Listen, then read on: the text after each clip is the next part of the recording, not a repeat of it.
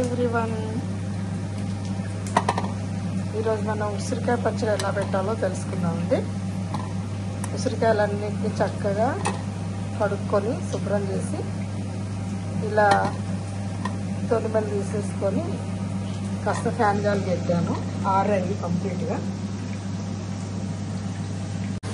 ఇప్పుడు ఆ ఉసిరికాయలని ఆయిల్లో చక్కగా వేయించుకుంటాం.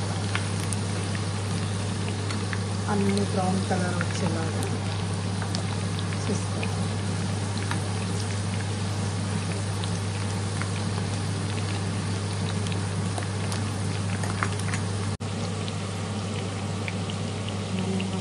కడిగి ఘాట్లు పెట్టుకుంటాం కదండి, ఆరబెట్టేటప్పుడు ఆ ఘాట్లు చూడండి ఎంత పాటలు పడుతున్నాయో. అది పెట్టుకుంటే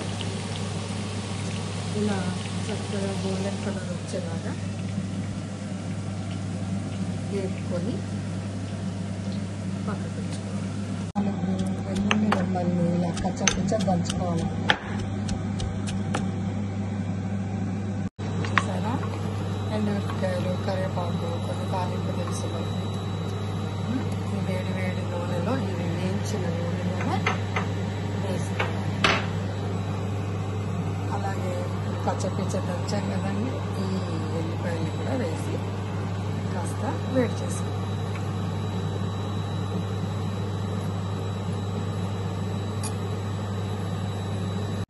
30 కాయలు అనుకోండి. 30 కాయలకి గల్లుప్పు ఒక 4 స్పూన్లు వేసుకోవాలండి. ముందుగా 4 అయినా పర్లేదు, 5 అయినా పర్లేదు.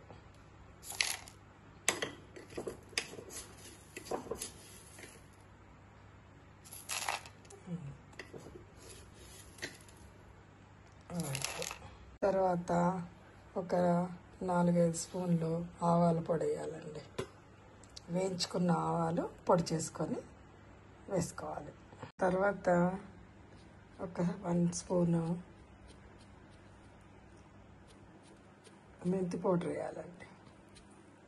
మెంతి పౌడర్ తర్వాత ఈ స్పూన్ తోటి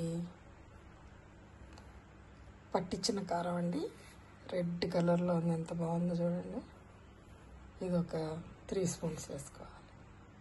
ఈ చిన్న స్పూన్ తోటి, ఇది గరిట, చిన్న గరిట.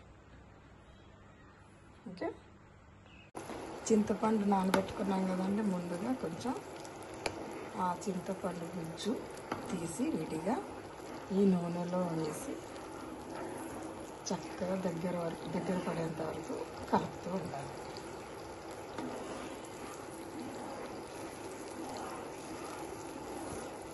ఉసిరికాయ పచ్చడిలో చింతపండు తప్పక వేసుకోవాలండి.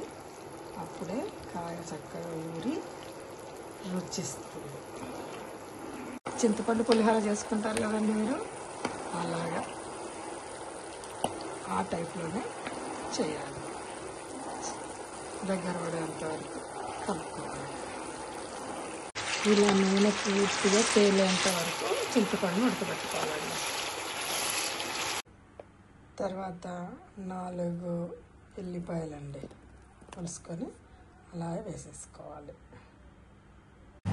ఇంకా తాలింపు నిందులో వేసి కలిపేయడమే, అంతే. మన ఉసిరికాయ పచ్చడి రెడీ. సరే, నెక్స్ట్ డే మార్నింగ్కి నూనె ఎలా తెలిందో ఉసిరికాయ పచ్చడిలో. అంతే, గుమగుమలాడే ఉసిరికాయ పచ్చడి రెడీ. దీన్ని వేడి వేడి అన్నంలో కాస్త నెయ్యి వేసుకొని తింటే ఉంటుంది, కమ్మగా ఉంటుందండి. ఓకే, బాయ్ అండి, బాయ్.